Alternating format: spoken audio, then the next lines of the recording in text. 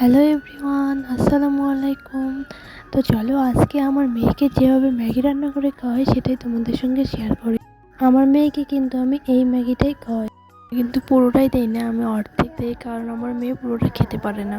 সে একটু হলুদ, একটু লবণ, তার সঙ্গে একটু সরষের তেল আর একটু জিরে গুঁড়ো দিয়ে নেড়ে চেড়ে 2 মিনিট রেখে দিয়েছি। তো তোমরা তোমার বাচ্চাদের কোনটা মেখে খাও তো আমাকে অবশ্যই কমেন্ট করে বলবে। হয়ে এসেছে, এখন একটু ম্যাগি মশলাটা যেটা হয় সেটা দিয়ে নেড়ে চেড়ে আমার মেয়ের ম্যাগি রেডি। আর আমার বর যেহেতু দোকানে যাবে তো ও খাবে চা, তো ওর জন্য চা বসিয়ে দিয়েছি। আর এদিকে ওর জন্য একটু নাস্তা রেডি করছি, তো সিম্পলভাবে নাস্তা রেডি করছি কারণ ওর একটু তাড়া আছে। তো তোমাদের আমার ভিডিওটি কেমন লাগলো অবশ্যই কমেন্ট করে বলবে, আর ভালো লাগলে অবশ্যই আমার চ্যানেলটিকে সাবস্ক্রাইব করে আমার পাশে থাকবে।